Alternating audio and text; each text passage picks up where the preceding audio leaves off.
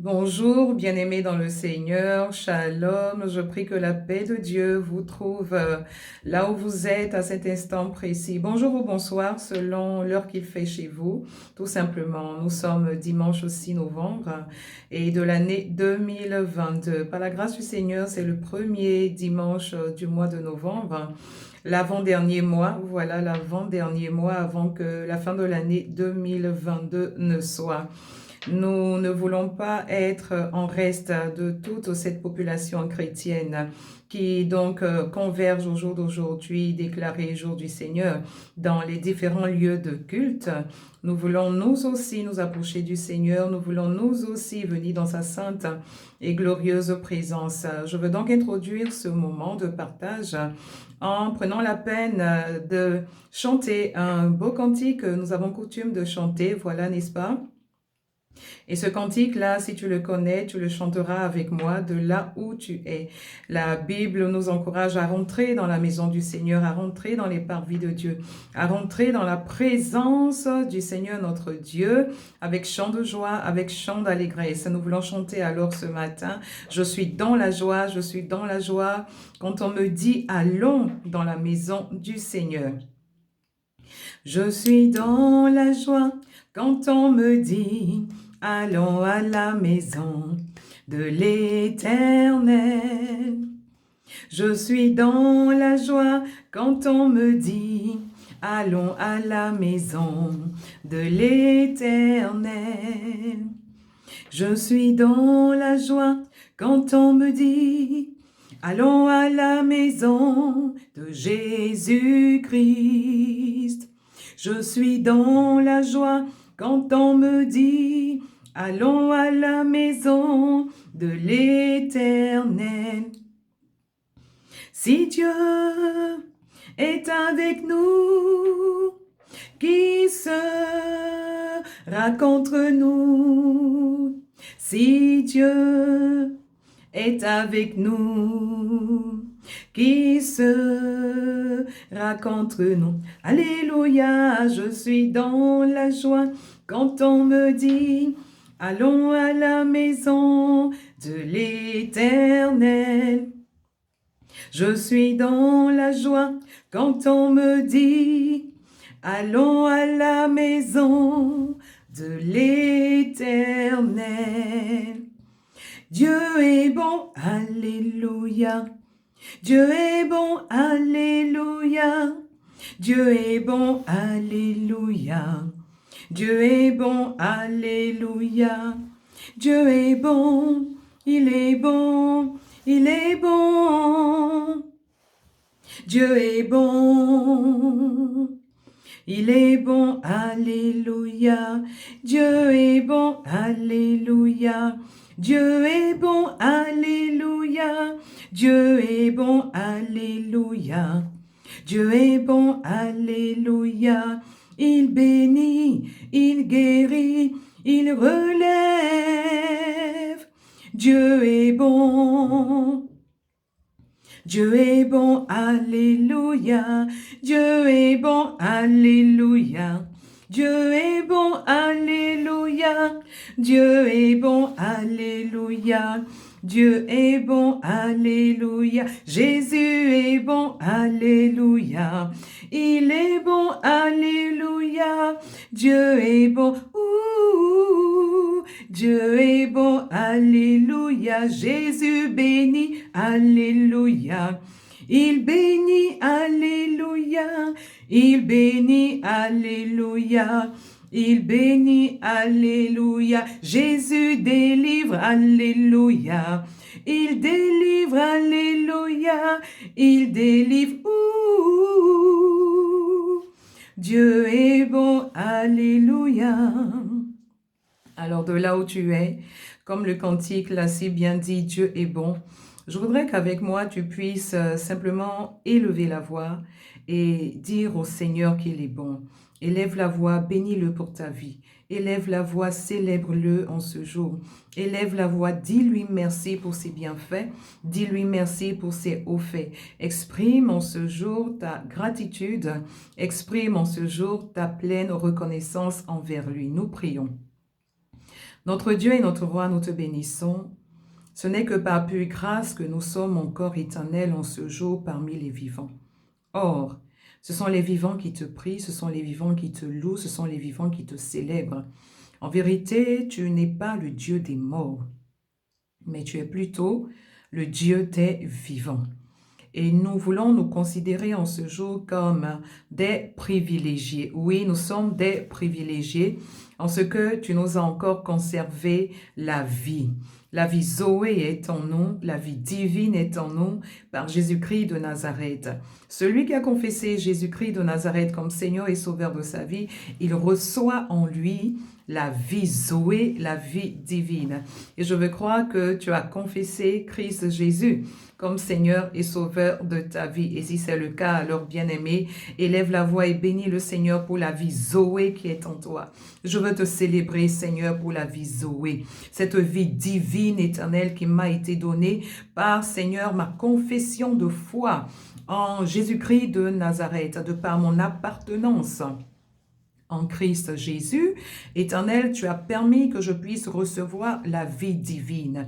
Cette vie-là qui résidait à l'intérieur de toi. Cette vie-là qui de tout temps, de toute éternité était en toi, car cette vie n'a jamais eu de commencement et cette vie n'aura jamais de fin. En cela, nous l'appelons cette vie Zoé, la vie éternelle. Celui qui a le Fils a la vie éternelle et celui qui n'a pas le Fils n'a pas la vie éternelle. Soit célébré notre Dieu par Jésus-Christ de Nazareth. Amen.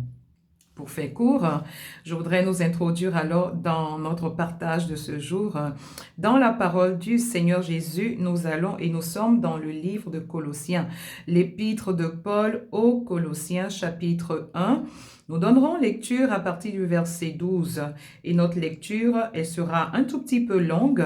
Elle s'arrêtera au verset 23. Je donne lecture et je prie que vous puissiez suivre de là où vous êtes.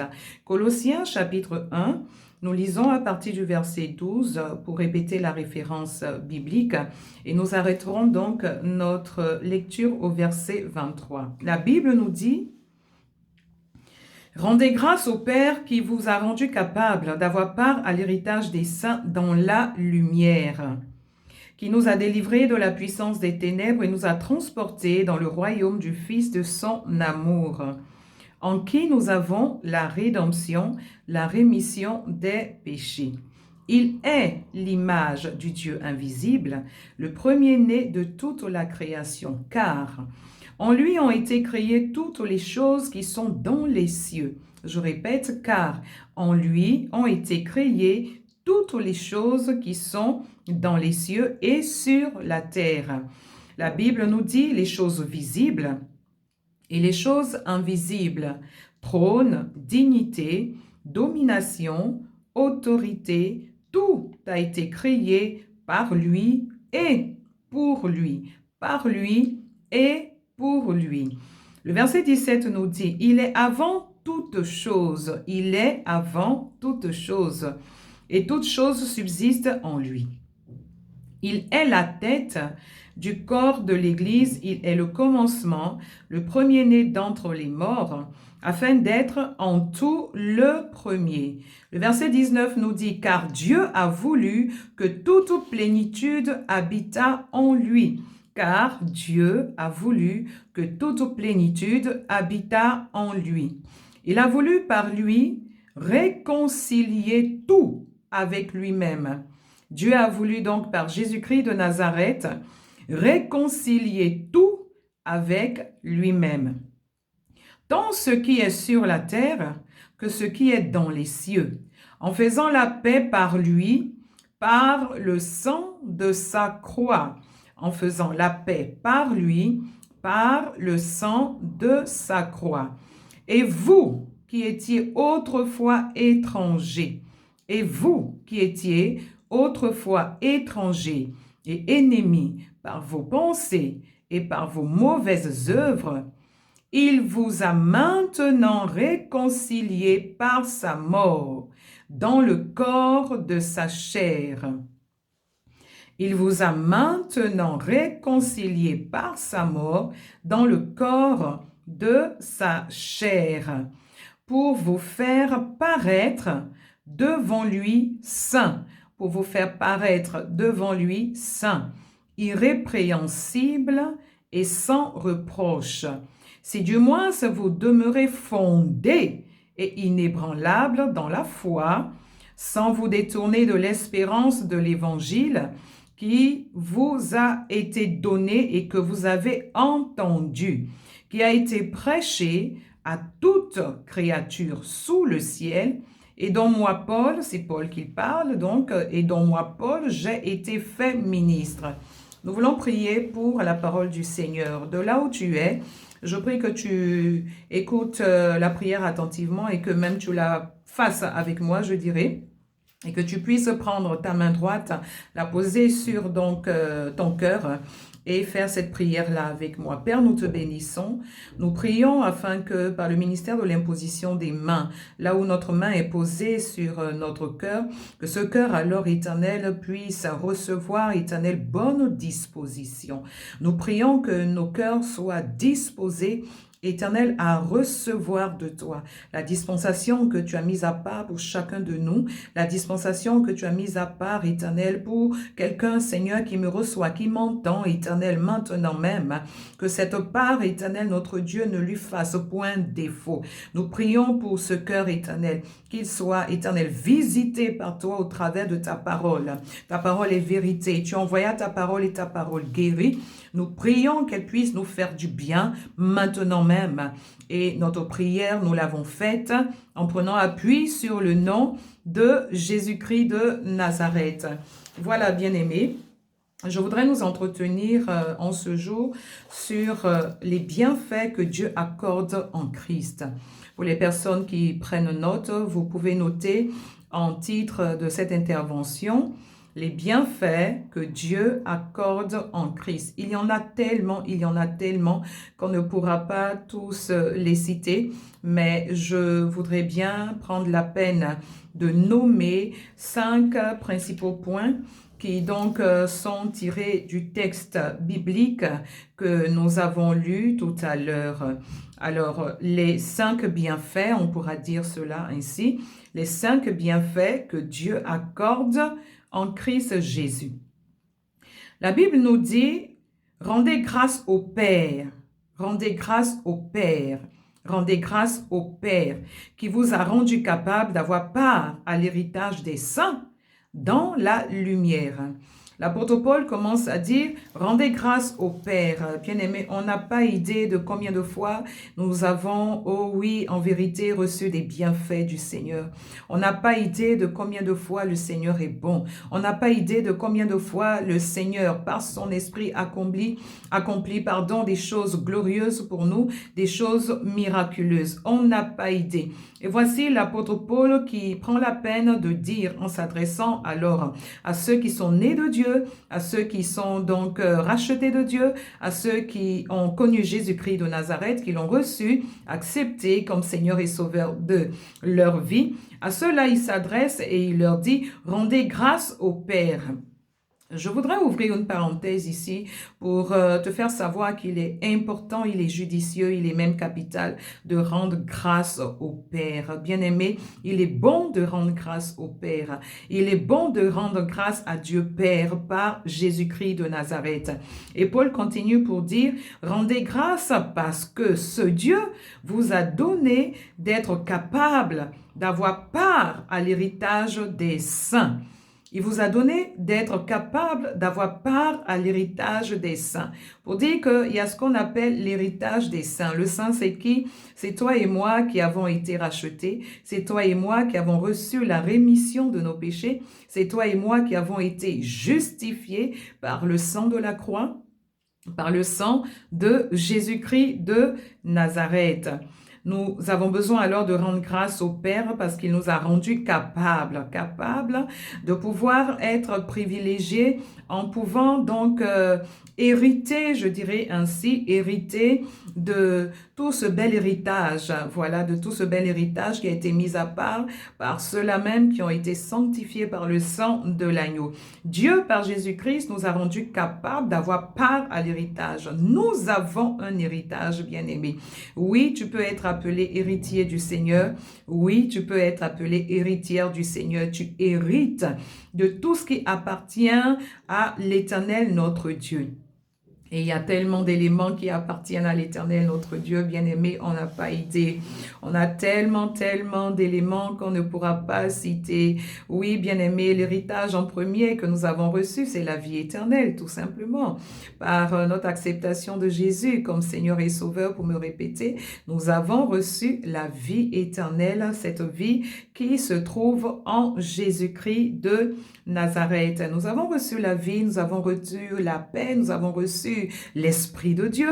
Et quand l'Esprit de Dieu vient en nous, qu'il s'assoit en nous, qu'il réside en nous ou dans notre esprit, le Seigneur vient par son esprit grand E à lui, il vient se positionner et il fait donc office de chef, je dirais, de souverain. Voilà, il s'établit là et il pose ce que je peux dire un dépôt, un dépôt. Il nous donne de recevoir un dépôt, ce qui est de lui. Voilà, en cela, donc, il produit des fruits, il donne des résultats. Et la Bible parle du fruit de l'esprit qui se manifeste dans ce qu'on appelle l'amour, dans la patience, dans la bénignité, dans la tempérance, dans la maîtrise de soi, etc., etc. Oui, le Saint-Esprit en toi te donne de recevoir ce bel héritage-là, bien-aimé. Et tu deviens une personne née de Dieu, participante de la nature de Dieu. Tu es désormais, car celui qui est en Christ, il est désormais une nouvelle création, une nouvelle créature. Alors nous pouvons, avec fierté, rendre grâce à l'Éternel, notre Dieu, parce qu'il est celui-là qui nous a donné donc d'être capable d'avoir part à l'héritage des saints. Ça, c'est un des bienfaits, voilà, le premier des bienfaits que je peux mettre en évidence, c'est celui-là. Il nous donne une part, il nous donne une part de son héritage. La Bible nous dit, il nous a délivrés de la puissance des ténèbres. Dieu nous a délivrés de la puissance des ténèbres et nous a transportés dans le royaume du Fils de son amour. Quand on parle du royaume du Fils de son amour, on parle du royaume de Dieu tout simplement. On parle du royaume de Jésus-Christ tout simplement. On parle du royaume du Seigneur, du bel endroit, du bon camp. Voilà. Et quand on parle de royaume, je dirais simplement qu'il y a existence de deux types de royaumes. Il y a un premier type que nous appelons le royaume de Dieu et le second type de royaume, c'est le royaume de Satan, le royaume de l'ennemi de tous les temps, voilà, des chrétiens et de Dieu en particulier. Voilà, il existe que deux royaumes. Et notre Dieu, par Jésus-Christ de Nazareth, nous a transportés et positionnés dans le royaume de Jésus-Christ, dans son royaume à lui. Pour dire quoi? Quand on était ennemi de Dieu, quand on ne connaissait pas Dieu auparavant, on était dans le mauvais camp, on était dans le mauvais royaume. Mais Dieu, dans sa grâce, non seulement nous a délivrés de la puissance des ténèbres, les ténèbres ont une puissance, bien-aimé, retiens-le. De là où tu es, tu peux répéter après moi, les ténèbres ont une puissance. Dis encore, les ténèbres ont une puissance. C'est important d'être conscient de cela. C'est important d'être en éveil et de réaliser que les ténèbres ont une puissance. Mais gloire soit rendue à Jésus-Christ de Nazareth, parce que au-delà de la puissance des ténèbres, il y a cette autre puissance-là qui est fondamentale et qui prend le leadership et qui vient s'établir. Et nous l'appelons la puissance du Dieu vivant, tout simplement. Et ce Dieu-là nous a délivrés de la puissance des ténèbres. Bien-aimé, c'est un acquis pour toi et moi. Les ténèbres ne peuvent plus prévaloir sur chacune de nos vies. La Bible dit, on peut nous faire la guerre, mais on ne pourra pas nous vaincre. C'est un acquis, nous avons été délivrés. La délivrance de la puissance des ténèbres est un acquis par l'acte que Jésus-Christ de Nazareth a accompli il y a plus de 2000 ans au Calvaire, à Golgotha. Là, il a dit télété, qui signifie en grec tout est accompli. Il a dit Père, je remets mon esprit entre tes mains, et il a dit tout est accompli. Il a dit télété. Toi qui m'entends, toi qui me regardes, toi qui m'écoutes, je veux simplement confesser pour toi télété. Télété pour ton corps, télété pour ton âme, télété pour ton esprit, télété pour tout ce à quoi, bien-aimé, tu aspires, télété pour ta maison, télété pour ton foyer, télété pour tes projets, télété pour cette fin d'année, oh oui, télété pour toutes choses tout simplement, télété pour des situations pénibles. Tout est accompli. Garde la foi, maintiens la foi en toi et nous voulons persévérer dans cette foi. La foi qui est une ferme assurance des choses qu'on espère, une démonstration de ce qu'on n'a pas encore vu. Réalise alors, bien-aimé, que tout est accompli. Il nous a délivrés de la puissance des ténèbres et nous a transportés dans le royaume du Fils de son amour. Alors le deuxième point que je veux mettre en évidence, le deuxième bienfait, il s'agit donc de noter le fait que Dieu, il est celui-là qui nous arrache, il nous arrache de l'emprise du royaume de Satan et fait de nous tout simplement ses enfants. Il fait de nous ses enfants. Le verset 14 de notre référence biblique nous dit « En qui nous avons la rédemption, la rémission des péchés. » En qui nous avons la rédemption, la rémission des péchés. En qui, de qui il s'agit? Il s'agit de Jésus-Christ de Nazareth. En Jésus, nous avons la rémission des péchés. Nous avons la rédemption. La rédemption parle de notre salut. La rédemption parle de notre salut éternel. La rédemption met en évidence le fait que nous sortons des ténèbres et nous sommes positionnés dans le royaume de Dieu, dans le royaume du Fils de son amour. Et qui parle de salut, parle de liberté, parle de délivrance, car là où l'Esprit de Dieu est, là aussi est mentionné tout simplement la liberté, en qui nous avons la rédemption et la rémission des péchés. Quand on parle de rémission des péchés, c'est l'acte ou le fait de remettre le péché. Ton péché t'a été remis, ton péché t'a été remis, bien-aimé, je répète, ton péché t'a été remis. Il y a eu rémission des péchés. Voilà, l'ennemi ne peut plus s'octroyer le droit de retenir un quelconque péché te concernant, parce que Christ a déjà fait le travail, le sacrifice ultime a été accompli. Voilà, au calvaire, Jésus-Christ de Nazareth a donné son sang, et la Bible nous dit que le sang de l'agneau est celui-là, et quand on parle du sang de l'agneau, vous conviendrez que nous parlons simplement du sang de Jésus. Voilà, cet être-là qui volontairement s'est abaissé pour un peu de temps afin d'accomplir sa mission terrestre. Et le sang de l'agneau qui a été répandu pour la multitude, la rémission, voilà, de nos péchés, ce sang-là, la Bible nous fait savoir et nous instruit que ce sang-là crie plus fort et plus fort que la voix ou toute voix de condamnation. Y a-t-il une voix qui te condamne au jour d'aujourd'hui? Y a-t-il à l'intérieur de toi cette voix qui dans ta conscience est en train de t'interpeller et de te juger ou de te condamner sur des faits que tu as posés, sur des actions que tu as posées, sur une certaine marche que tu as faite qui n'a pas été donc dans le sens qu'il faut? Sur des actions, des activités, tes pieds ont peut-être foulé des endroits qui n'étaient pas à la gloire de Dieu, tes mains ont peut-être touché des choses qui n'étaient pas à la gloire de Dieu, ta bouche a peut-être dit des choses qui n'étaient pas à la gloire de Dieu, qui n'honoraient pas le Seigneur, tes yeux ont peut-être vu des choses, ton nez a peut-être senti des choses qui n'étaient pas à la gloire de Dieu, tu vas sourire avec moi, tes oreilles ont peut-être entendu des choses qui n'étaient pas à la gloire de Dieu. Mais en tout cela, bien-aimé, peut-être que quelque part, tu te sens condamné, tu te sens jugé. Je viens te donner d'être une personne libérée. Je viens te donner d'être une personne affranchie. La Bible nous dit que le sang de Jésus nous a affranchis et ce sang-là crie plus fort Ce sang-là crie plus fort que la voix de la condamnation. La culpabilité ne peut plus régner dans ta vie à cause du sang de Jésus-Christ de Nazareth. Et ce sang au quotidien nous donne de nous approprier pleinement de la victoire que nous avons en Christ Jésus. Il nous a donc délivrés, il nous a donné la rédemption, la rémission de nos péchés. Et il nous introduit dans son royaume éternel. Il nous rachète du péché, il nous pardonne tous nos péchés, car c'est de cela qu'il s'agit. Quand on parle de rémission des péchés, cela fait aussi allusion au pardon de nos péchés. Oui, ton péché a été pardonné. Et même celui-là que tu vas commettre quand tu auras 60 ans, 70 ans, il est déjà pardonné. Ça va peut-être te choquer, mais c'est une réalité, bien-aimée.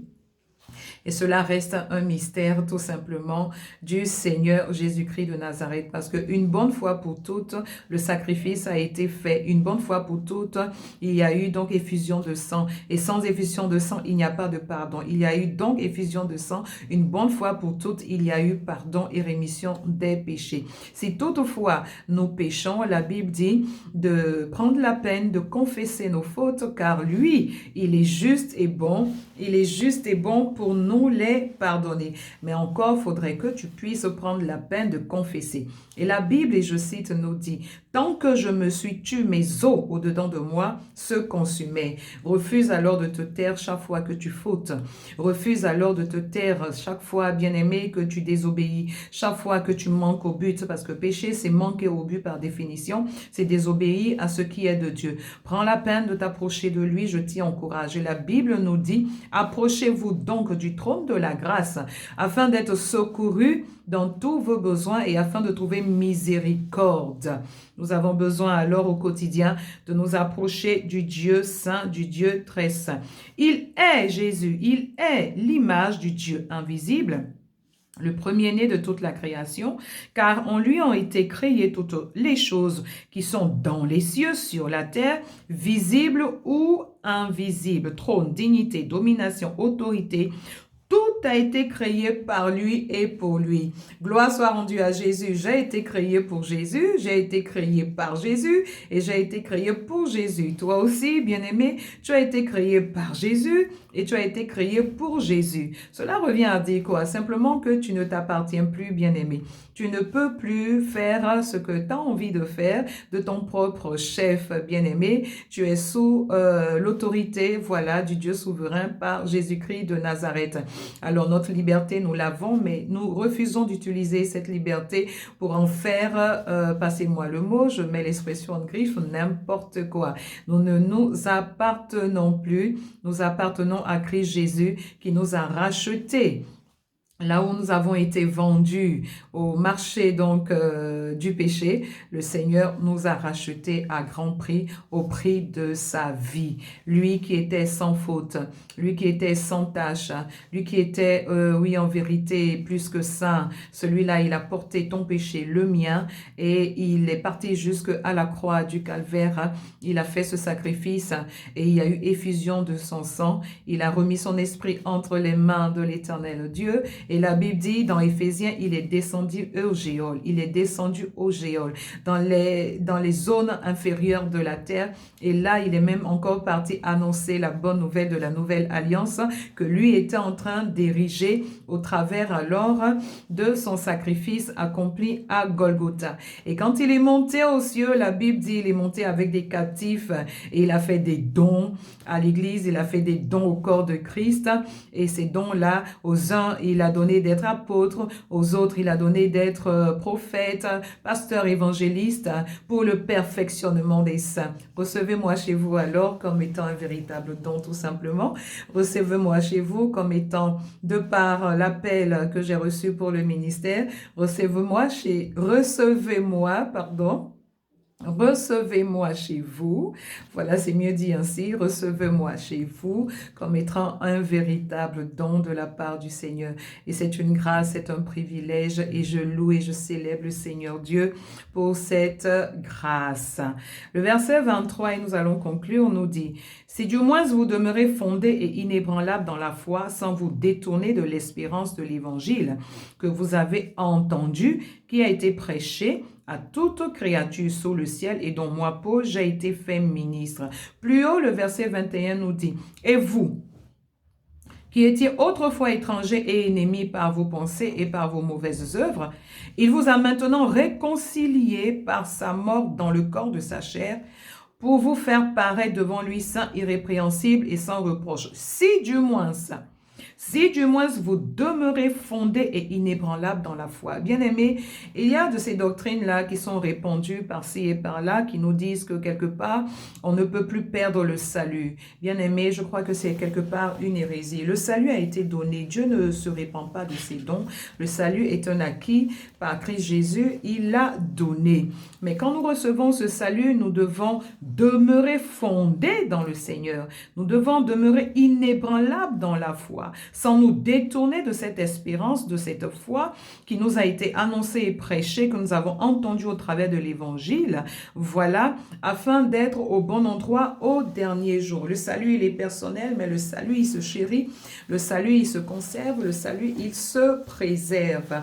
Je t'encourage à préserver ton salut en entretenant au quotidien ta communion avec Christ Jésus. Voilà, bien-aimés, c'est quelques points sur lesquels je voulais donc en ce jour de dimanche 6 novembre de l'année 2022 pour me répéter. Voilà quelques points sur lesquels je voulais donc avoir un beau partage avec vous. Les bienfaits que Dieu nous accorde en Christ. Voilà, en Christ, nous sommes riches. En Christ, nous sommes plus qu'enrichis. Et j'encourage quelqu'un en vérité à continuer à persévérer dans ses actions de grâce. De là où tu es, tu vas incliner la tête et nous voulons prier. Tu vas prier pour dire merci au Seigneur pour ce que tu as entendu.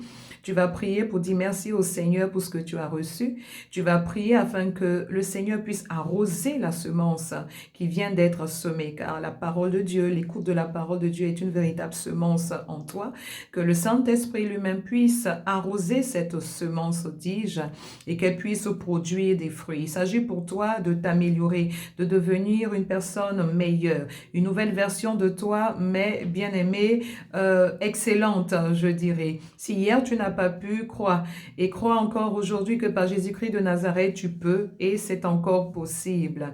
Il est celui-là qui renouvelle chaque jour ses grâces, chaque jour ses compassions, parce qu'elles ne sont pas épuisées. Voilà, incline la tête et nous voulons prier. Notre Dieu, nous te bénissons pour ce moment. Nous te rendons toute la gloire. Tu nous as enseigné, Éternel, à pouvoir te rendre grâce. Nous avons tellement de raisons de te rendre grâce, nous n'avons pas idée, éternel, ô Dieu, de combien de fois il est bon de te rendre grâce. Il y a une puissance dans l'action de grâce, je le sais, je l'ai pratiqué, je l'ai expérimenté, éternel, ô Dieu. J'encourage alors, éternel, la multitude à te rendre grâce. Merci pour l'écoute de ta parole, pour cette semence. Nous prions qu'elle puisse, éternel, nous faire du bien, qu'elle puisse encore, éternel, ô Dieu, être ancrée à l'intérieur de nous, qu'elle puisse, éternel, produire, éternel, pour toi, de nombreux fruits, car tu nous encourages à être des porteurs de fruits. Je prie que hier, si quelqu'un n'avait pas coutume de te rendre grâce, qu'il soit stimulé à le faire, qu'il soit encouragé à le faire, qu'il soit boosté à le faire, éternel, ô Dieu, dans le nom de Jésus. Qu'il puisse le faire parce que, Seigneur, tu l'as rendu capable Seigneur, d'être héritier du royaume. Tu l'as rendu capable, Seigneur, d'avoir part à l'héritage des saints. Tu lui as donné de recevoir la rémission des péchés et la rédemption. Nous voulons donc en ce jour éternel te bénir, te célébrer et te rendre toute la gloire et tous les honneurs. Voilà, bien-aimés, c'est quelques paroles que je tenais à partager avec vous. Je vous souhaite une bonne fin de journée dominicale, que la grâce de Dieu vous garde, que la paix de Dieu soit avec vous. Que la grâce de Dieu et la paix de Dieu qui surpasse toute intelligence, que ce soit cette paix-là qui garde votre cœur, cette paix que Dieu seul peut donner. Il ne la donne pas comme le monde la donne, mais il la donne lui et ce n'est pas la paix du monde, mais c'est sa paix à lui et cette paix-là, elle est inestimable. Que Dieu nous garde ensemble. Shalom encore une fois et à très bientôt certainement par la grâce de Dieu.